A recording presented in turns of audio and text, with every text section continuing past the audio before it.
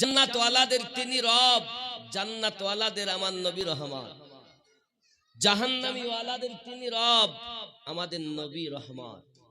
আল্লাহ বলেন আলামিন নবীকে, আর নিজের জন্য বললেন আলহামদুলিল্লাহি রব্বিল আলামিন।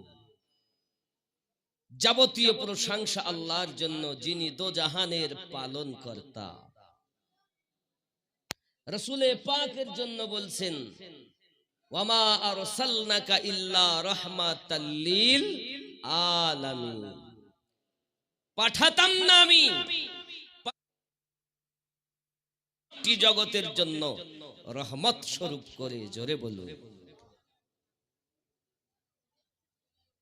এখন ওই নবীর শানে বড় কটূক্তি।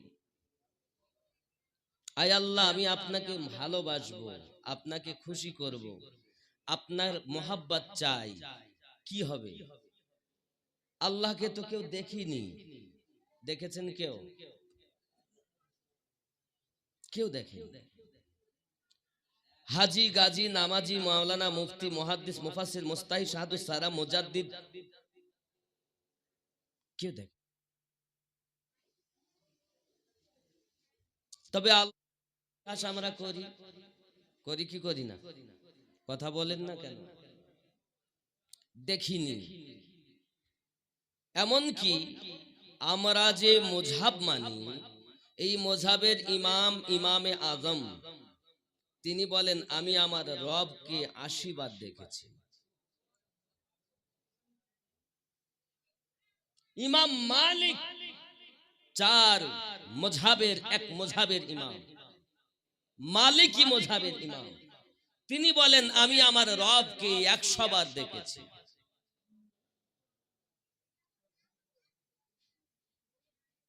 বাবা, এক পাগল তো নিজেকে আনাল হক বলে দাবি করে, আমি সত্য, আমি রব।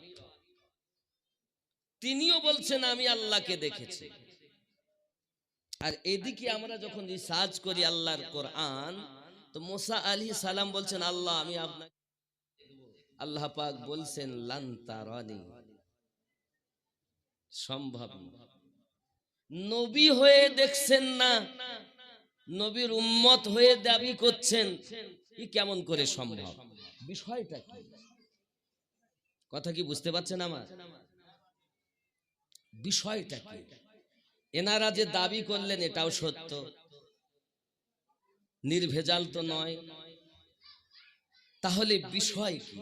নবী হয়ে তাও জলিলুল কদর পয়গম্বর মুসা আলাইহিস সালাম, তিনি দেখতে পাচ্ছেন না, বেহুশ হয়ে যাচ্ছেন। आप साथ दोनों जहां में नजर आया ही नहीं, আপনার মতো দো জাহানে নজরে পেলাম না। কে বলছে জানেন? জিবরাইল আলাইহিস সালাম। জোরে বলুন। आप साथ दोनों जहां में नजर आया ही नहीं, क्योंकि अल्लाह ने और कोई बनाया ही नहीं,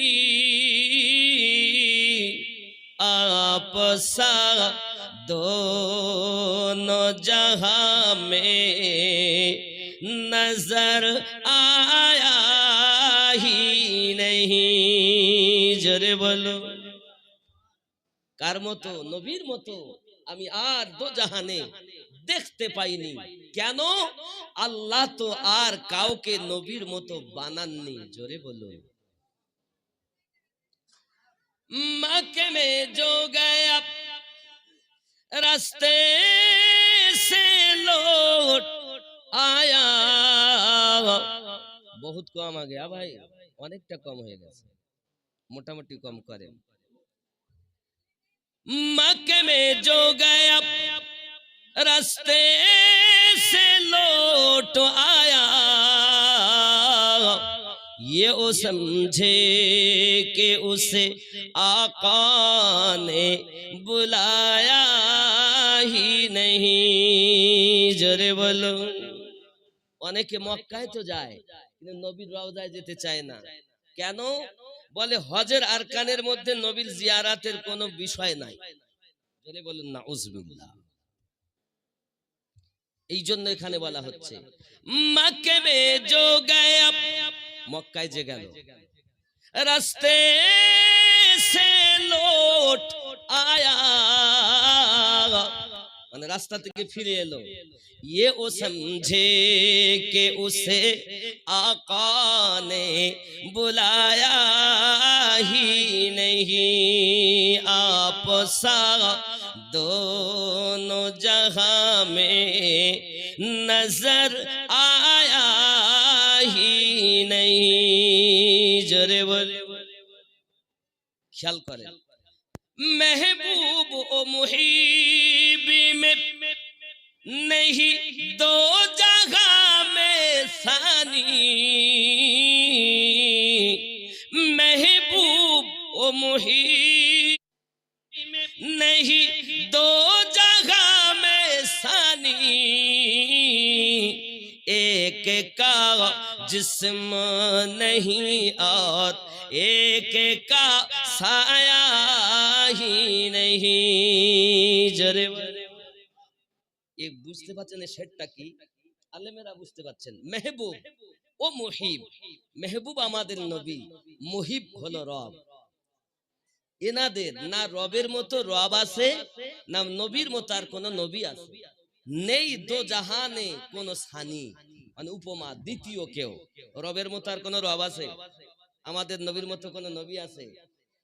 এক জনার একজন দেহ থেকে পাক, আর একজন হলো ছায়া থেকে পাক। জোরে বলে। এটাই এই মানে কলিতে বলা হয়েছে মেহবুব ও মুহিব মে নেহি দো জাগা মে সানি, এক का जिस्म नहीं और एक का साया ही नहीं, आप सा दोनों जहां में नजर आया ही नहीं। কবরে গেলেন, জিজ্ঞাসা করা হবে এবং নবী পাক আপনার আমার কবরে আসবে। সহিহ বুখারীর হাদিস, মা কুনতা তাকুল ফি হাক্কি হাদার রাজুলিন মুহাম্মাদিন সাল্লাল্লাহু আলাইহি ওয়াসাল্লাম, আপনি আমি যদি রাসূলের দিওয়ানা যেতে দেরি হবে, নবী কোলে লইতে দেরি করবেন না। জোরে বলো, আরো জোরে বলো। जब कहा सरकार ने, जब कहा कब्र में सरकार ने ए मेरा है, যখন কবরে গেলাম আর নবী বললেন যে এটা আমার। जब कहा कब्र में सरकार ने ए मेरा है, फिर नकीरों ने मुझे हाथ लगाया ही नहीं। जरे बोले। नबी যদি একবার বলে দেন এ হলো আমার, আয় ফেরেশতা তোমরা যার কাছে প্রশ্ন করতে এসেছো এ হলো আমার, তখন মুনকার নাকির কি করছে? ফের নাকির मुझे हाथ लगाया ही नहीं। নবী যেই বললেন আমার, তখন আর মুনকার নাকির হাত লাগালেন না। কারণ নবী যদি একবার বলেন আমার, হাসরের মাঠে আল্লাহ যখন ধরবেন পাপী জাহান্নামে নিয়ে যা, আর আমার নবী গিয়ে ছুটাবেন, আয় আল্লাহ আমি আমার উম্মতকে নিয়ে যেতে দেব না। আল্লাহ ধরলে নবী ছুটাবেন, আর নবী ধরলে কেউ ছুটাবে না। কেউ নাই। আদম থেকে ঈসা পর্যন্ত কোন নবী, কোন ফেরেশতা কারোর ক্ষমতা নেই যে ধরে। তাহলে নবীর দামানের তলায় যারা জান্নাতি হলো তারা। কথা কি বোঝা যাচ্ছে? নবীর দামানের তলায় যারা জান্নাতি হলো তারা। এমনকি কবরেও কোনো আযাব নাই, কবরেও কোনো প্রশ্ন নাই। শুধু একবার যদি নবী বলেন যে আমার, কার কার? আমার। যেমন আপনি দেখবেন আমাদের এমএলএ এমপি, ধরেন ভারত আমাদের পশ্চিম বাংলার মুখ্যমন্ত্রী, যদি উনি বলেন এই মাওলানা সাহেব আমার লোক, তো বড় বড় কেস মাফ। লোক যখন, আর সরকার ভারতের যদি বলে দেন যে আমার মানুষ, আমার লোক, এক অফিসার ও আমার লোক ধরেছি, ছেড়ে দে, যত বড় অপরাধ করুক যা খালাস। একবার এর দুনিয়ার সরকার, তা ভারতবর্ষের। আর এইরূপ ৮০,০০০ আলমের যিনি বাদশাহ, তিনি আমাদের নবী। তিনি যদি একবার বলেন আমার, তো সে হলো পার জান্নাতের হকদার। কোন সওয়াল নাই, প্রশ্ন নাই, একমাত্র নবীর হতে হবে। আয় আল্লাহ, আপনার ভালোবাসা কিভাবে পাবো? আল্লাহ পাক কোরআনুল মাজিদ সূরা আল ইমরান আয়াত নাম্বার ৩১-এ স্পষ্ট বলেন, বিসমিল্লাহির রহমানির রহিম, কুল ইন কুনতুম তুহিব্বুনাল্লাহ, বলে দিন কেউ যদি আমি আল্লাহকে ভালোবাসতে চায়। কুল অর্থ হলো বলুন, বলে দিন। ইন কুনতুম তুহিব্বুনাল্লাহ, আল্লাহর ভালোবাসা যদি কেউ পেতে চায়, কি হবে? ফাত্তাবিউনি, ইত্তেবা যেন করে, অনুসরণ যেন করে আপনার। কার কার? মুস্তাফা। কার? রাসূলুল্লাহ। কার? একটু জোরে কথা বলেন না। কার? কার ইত্তেবা করতে বলছেন আল্লাহ? আমাদের নবীর। কাদের নবীর? একটু জোরে বলুন না। গাছপালা, ফেরেশতা, নবী সবাই বলে আমার নবী। আল্লাহ বলেন আমার নবী। আমরাও সিনা ঠুকে বলি আমাদের নবী।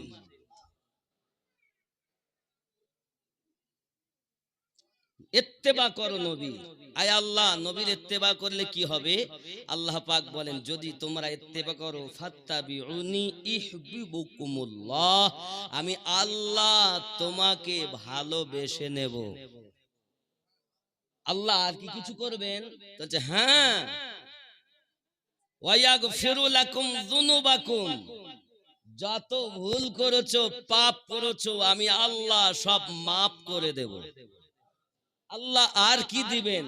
আল্লাহ পাক বলছেন আল্লাহু গফুরুর রহিম, আমি আল্লাহ তোমার উপরে রহমত বর্ষণ করতেই থাকব।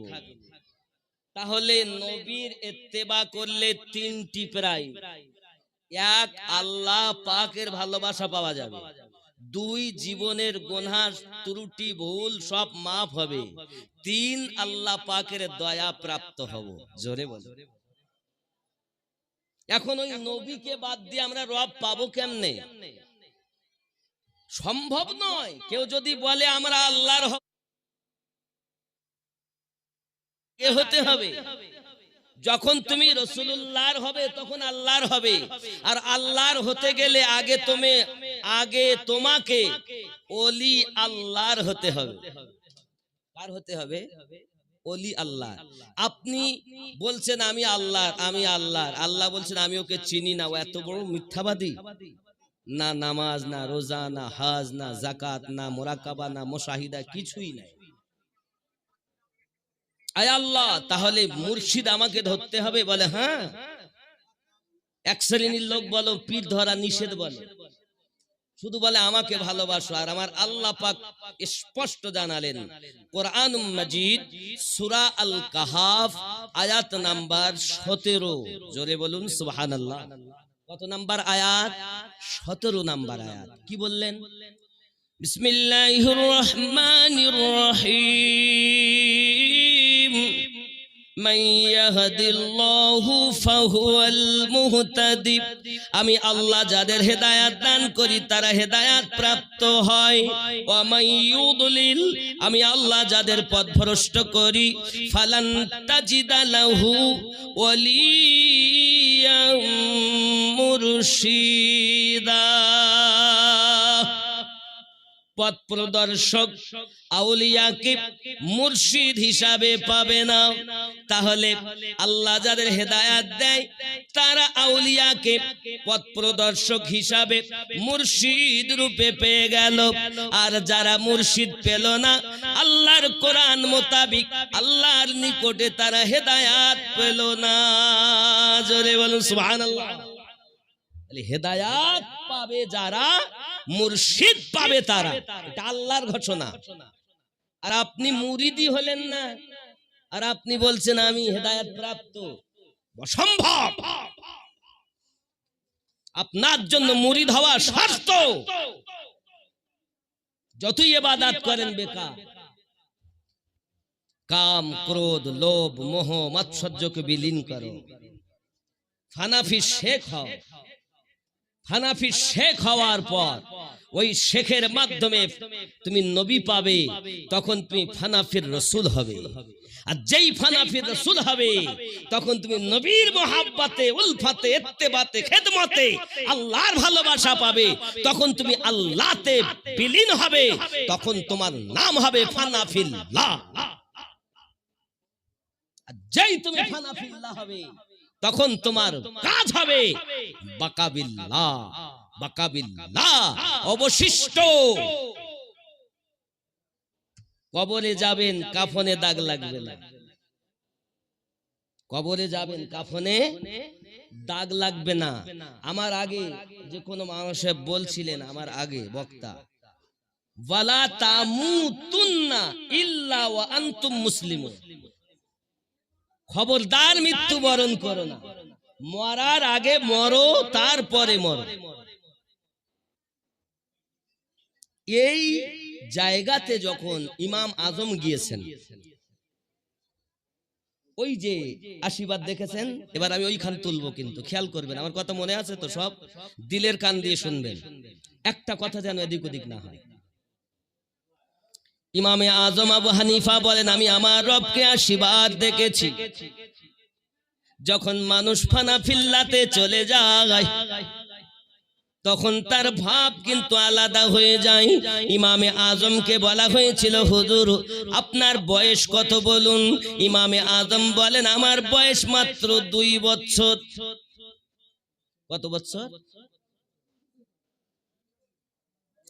সঙ্গে সঙ্গে পাশে যারা দাঁড়িয়ে আছে জিজ্ঞাসা করেন, ওগো জগতের শ্রেষ্ঠ ইমাম নোমান ইবনে সাবিত রাদিয়াল্লাহু তাআলা আনহু, আপনি এত বড় মিথ্যাবাদী আমরা তো আগে জানতাম না। কেন? আপনার দাড়ি পেকে গেছে, আপনার বয়স হয়ে গেছে, আপনি মাত্র 2 বছর বয়স কেন বলতেছেন? ইমামে আজম বলেন, বাবা তোমরা আমাকে দেখতেছো যে আমার বয়স অনেক হয়েছে, দাড়ি সাদা হয়ে গেছে, তবে তোমরা কি জানো? হুজুরকে যে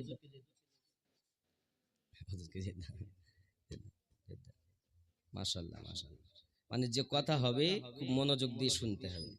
ওনার বয়স তখন 68 বছর। কত বছর? কার বয়স? ইমামে আজমের। আর জিজ্ঞাসা করা হচ্ছে, হুজুর আপনার বয়স কত? তো বলছে 2 বছর। কয় বছর? সর্বনাশ, তাহলে সবাই তো বলবি মিথ্যা কথা। এখন যদি আপনারা আমাকে কেউ জিজ্ঞাসা করেন, ভাই আমিনুদ্দিন আপনার বয়স কত, তা আমি যদি বলি আমার বয়স হলো 3 বছর, তা আপনারা সব রাগ করবেন না? মিথ্যাবাদী বলবেন না? দেখতে পাচ্ছেন এক, আর বাস হচ্ছে আর এক।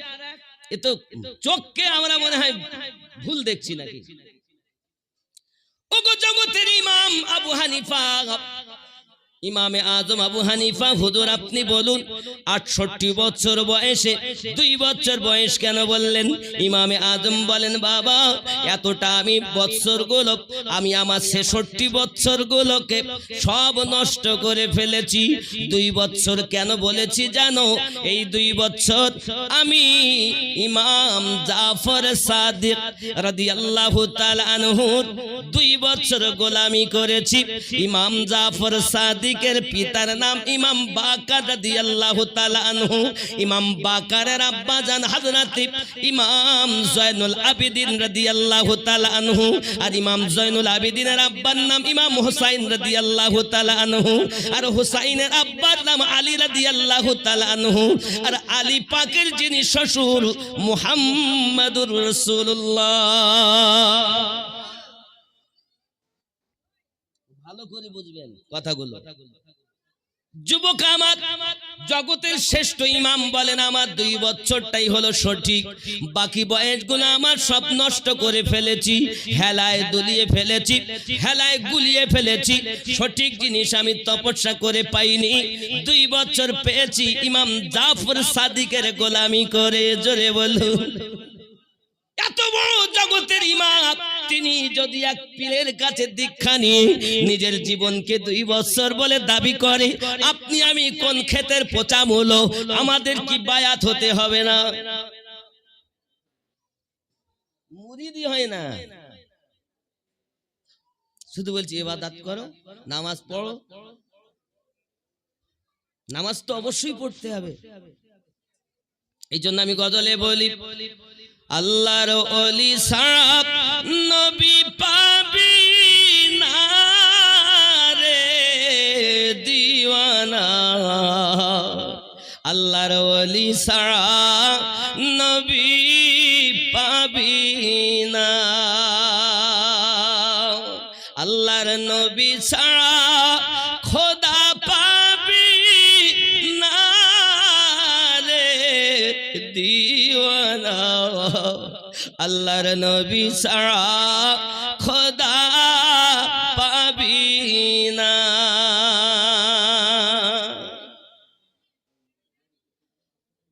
আল্লাহর ওলি বলেন, আল্লাহর নবী বলেন হাদিস পাকে, যদি পেতে চাও আমাকে গিয়ে ধরো আমার বন্ধুর দামান খানা রে দিওয়ানা।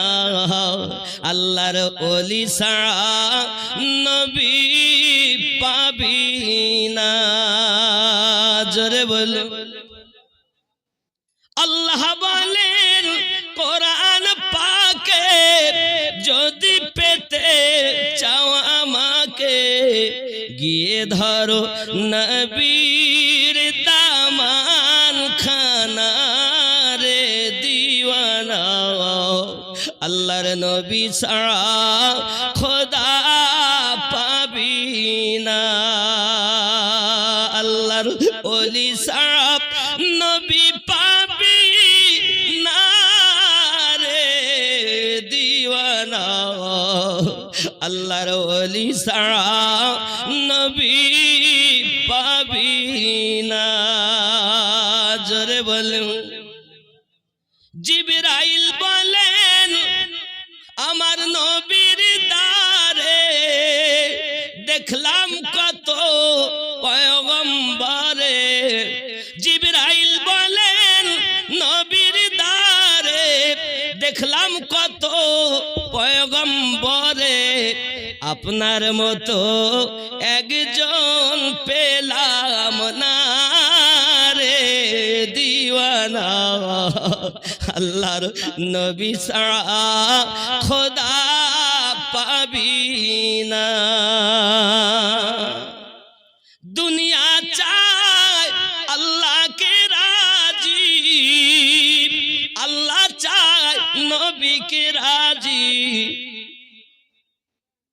আমরা মিলাদ দিচ্ছি, আল্লাহ রাজি হবে।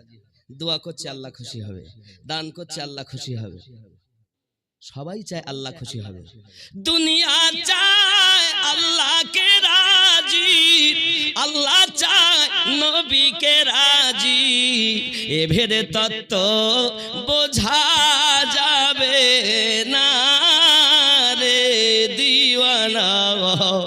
আল্লাহর নবী ছাড়া খোদা পাবি না, আল্লাহর ওলি ছাড়া নবী পাবি না রে দিওয়ানা।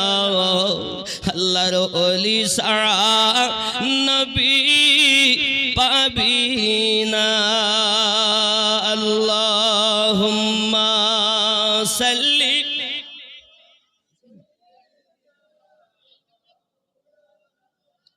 ওয়া আলা আলি সাইয়্যিদিনা।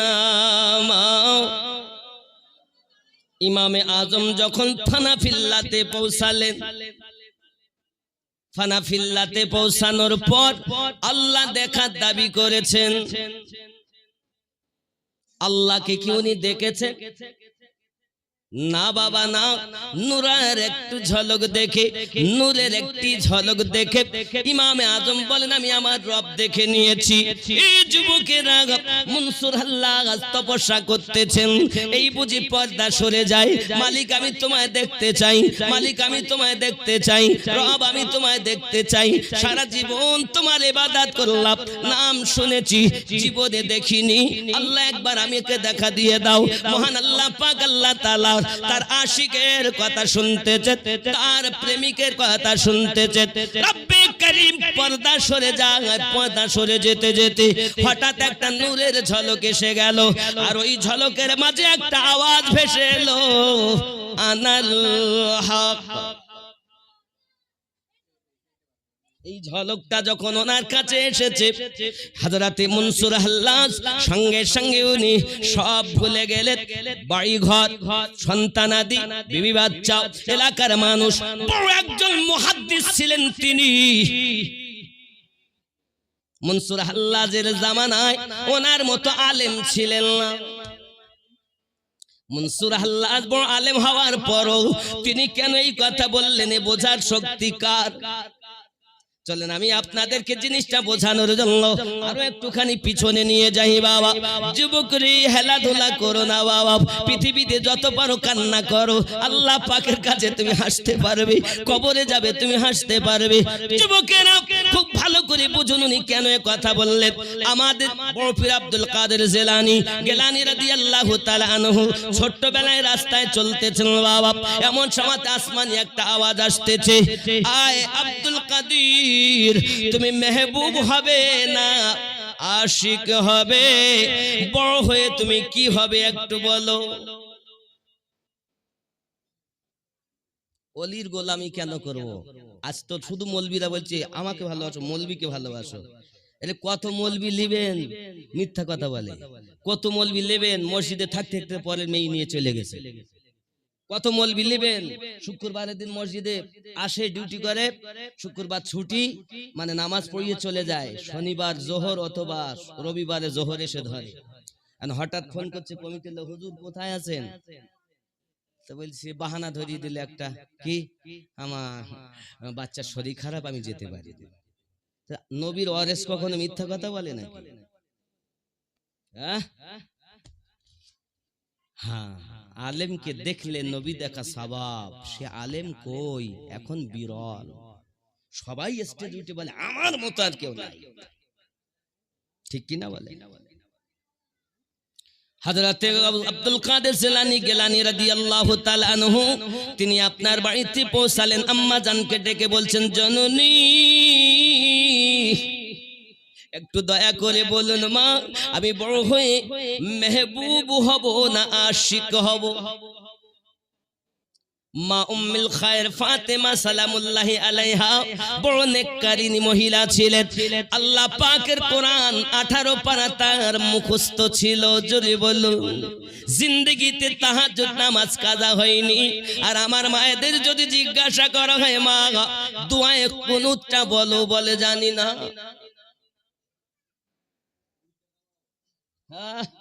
শুধু মোবাইল নিয়ে পড়ে রয়েছে, দিন ও রাত মোবাইল নিয়ে পড়ে আছে। ওগো আমার জননী ভালো করে বুঝে দিন। উম্মুল খায়ের ফাতেমা বলতেছে, বাবা আব্দুল কাদের, ওই যে সম্মুখে যাও রাস্তার ধারে একজন মানুষকে পাবে, একজন পাগল পাবে, ও তার কাছে জিজ্ঞাসা করবে আমি বড় হয়ে আশিক হব না মেহবুব হব। হযরতে আব্দুল কাদের জিলানী গিলানী রাদিয়াল্লাহু তাআলা আনহু টুক টুক টুক টুক করে আপনার কিনা এগিয়ে গেলেন।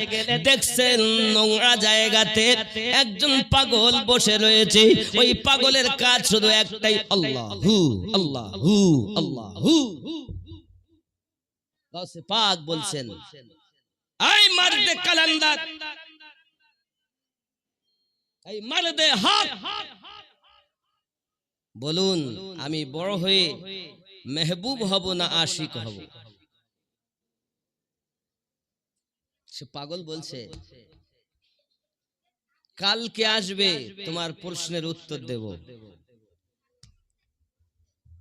গাউসে পাক এখনো মাদ্রাসায় যাননি। উম্মুল খায়ের ফাতেমা 60 বছর বয়সে সন্তান জন্ম দিয়েছিলেন।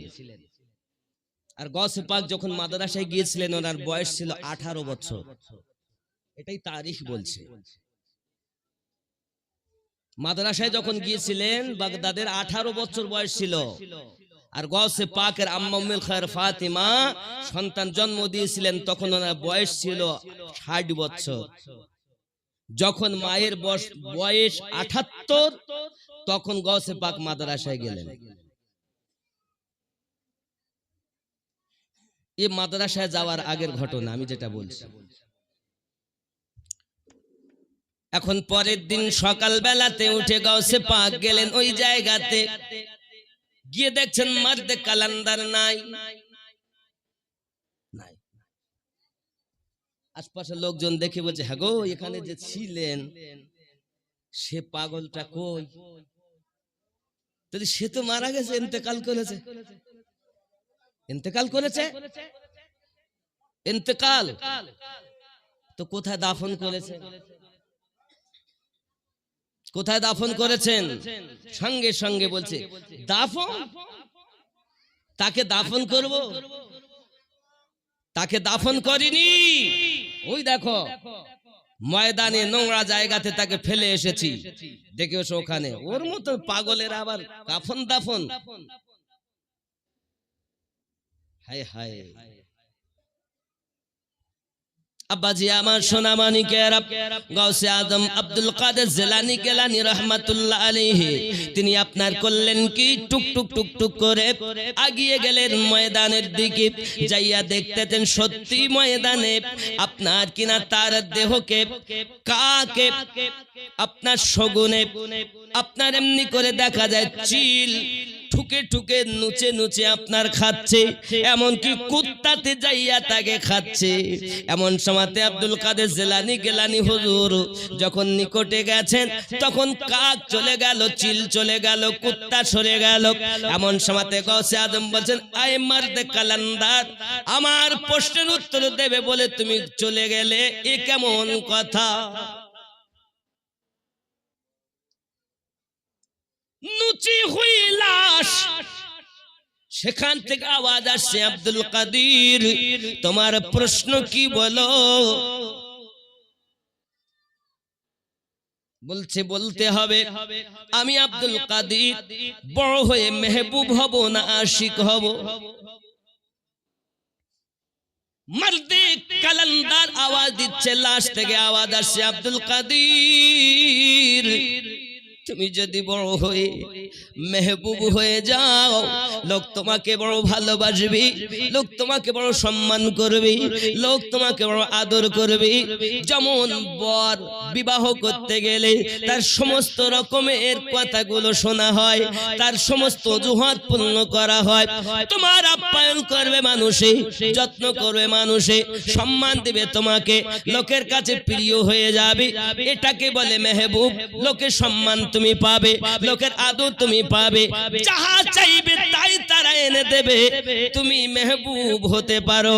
কিন্তু জেনে রাখো আব্দুল কাদের আশিক হওয়া বড় কঠিন। বলে আশিক হওয়া কঠিন কেন?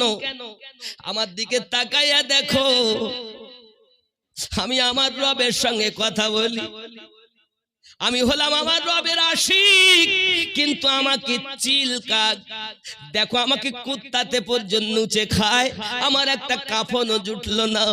দেখো দেখো আমার দিকে চাইয়া দেখো, আমার একটা মাটিও আমাকে জুটলো না, আমাকে কাক কোকিলি নুচে নুচে খাচ্ছে গো। আয় আব্দুল কাদির, মেহবুব হওয়া বড় সহজ, আশিক হওয়া বড় কঠিন। আমার আব্দুল কাদের জিলানী এ বক্তব্য শুনেছেন কোনদিন? খালি তো মৌলবীকে ভালোবাসো, মৌলবীকে ভালোবাসো, এই আমারে ভালোবাসো লাভ কি? আল্লাহর ওলিকে ভালোবাসো। বলছে মা বাপকে ভালো না হলে সব বেকার। তুমি জানো 9 জন গুরুর দোয়া লাগে, তারপরে নবী পাওয়া যায়। শুধু বাপ মাতে পড়ে রয়েছো, 9 জন গুরু লাগবে। এ কথা এখনকার মৌলবীরা বলছে না, চোর কোথাকার। শুধু বলছে বাপ মা, এ তো জন্মগুরু। বাপ মায়ের কাছে কেউ আলেম হয়নি, বাপ মায়ের কাছে কেউ ইঞ্জিনিয়ার হয়নি, বাপ মায়ের কাছে কেউ ডাক্তার হয়নি। বাপ মায়ের দোয়া নিয়েছে, আর আল্লাহর রহমতে সে doctor, engineer, master, MLA, MP, মুফতি, মুহাদ্দিস, হাফেজে কোরআন হয়েছে। ঠিক কিনা বলে? বাপ মায়ের দোয়া লাগবে। বাপ মায়ের কাছে দুটি জিনিস পাওয়া যায়, এক বদদোয়া আর এক নেক দোয়া। আপনি যদি বদদুয়ার শিকার হন, আপনার কোনো রক্ষা নাই। আর আপনি যদি নেক দুয়ার শিকার হন, তো আপনার হাতে হাত দেয় কে? জোরে বলুন। কিন্তু শুধু বাপ মাতেই পড়ে থাকলে, হ্যাঁ, মায়ের দরজা নবী পাক মিশকাত শরীফের 524 পৃষ্ঠার ভিতরে বলেছেন, মায়ের দিকে যদি কেউ তাকিয়ে থাকে, মায়ের দিকে তাকালে মায়ার নজরে আমার আল্লাহ তার নামায়ে আমালে কবুল হওয়া হজে সওয়াব দান করে। তাই বলে তুমি আল্লাহর ওলির কোনো পাওয়ার দিলে না, একজন আলেমে হাক্কানির কোনো পাওয়ার দিলে না। হাক্কানি আলেমের দাম বেশি, চোরের কোনো দাম নেই। কথা বুঝতে পেরেছেন? ছদ্মবেশীর কোনো দাম নেই। এক শ্রেণীর লোক শুধু ওয়াজ করে বলে, হুজুর একদল আলেম আগে জাহান্নামে যাবে। ও একদম ডাহা মিথ্যা কথা বলেছে। বলছে একদল হাফেজে কোরআন আগে জাহান্নামে যাবে। ও মিথ্যা কথা বলেছে। কেন? হাফেজে কোরআন কখনো জাহান্নামে যায় না। নামে হাফেজ, হাকিকাত ও কোরআন থেকে দূরে, যার কারণে জাহান্নামে। নামে আলেম, আসলে নয়।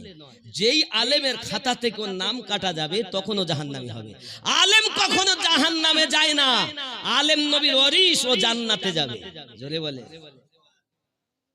তুমি তো আলেম আর হাফেজ চেনোই না, তুমি তো সবকে মনে করছো। আমি একটুখানি প্রসঙ্গে বলবো, যেহেতু হুজুর আছেন, এনারাও বক্তব্য রাখেন, খুব সুন্দর বক্তব্য।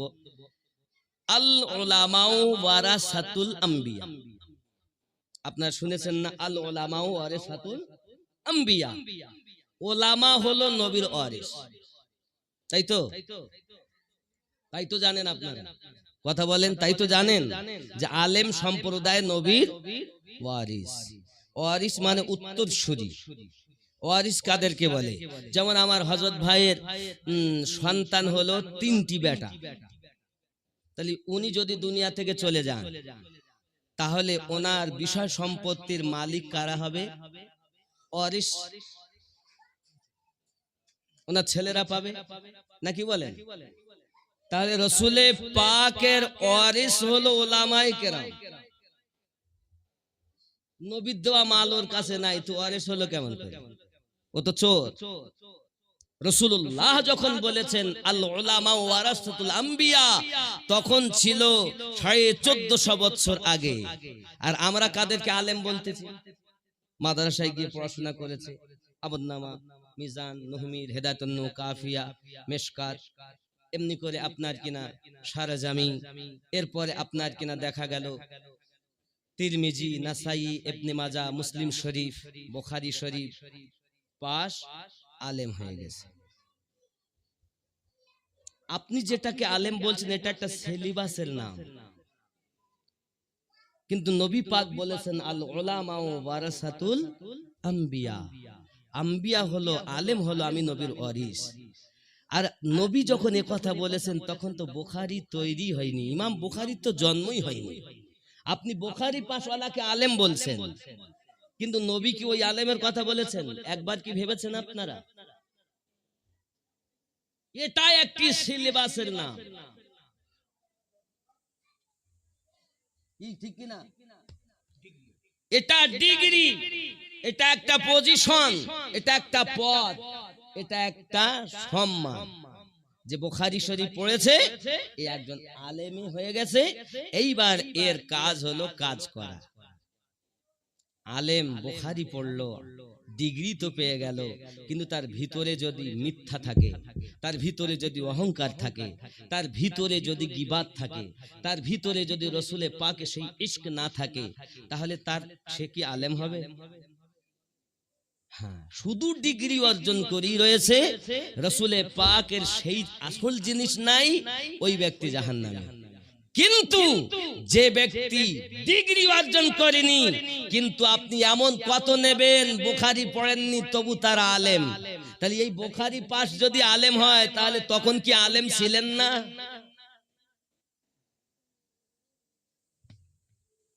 আমার কথা বুঝতেছেন নাকি? একটু বুঝতে হবে, বলো, দিলের কান দিয়ে শুনতে হবে। তাহলে আমার নবী যখন বলেছেন তখন কি আলেম ছিলেন না? না এখনই শুধু আলেম হচ্ছে? তখনও আলেম ছিলেন। সেই আলেমের সঙ্গে এই ডিগ্রিধারী আলেম যখন সামঞ্জস্য হবে, সেই আলেম জান্নাতি হবে, আর ওই আলেমকে দেখলে রাসূল দেখা সওয়াব পাওয়া যাবে। কথা বুঝতেছেন? আমার খুব সংক্ষিপ্ত বললাম। আব্বাজি আমার, আগিয়ে চলুন। হযরতে গৌসে পাক বলেন, আয় মর্দে কালান্দার,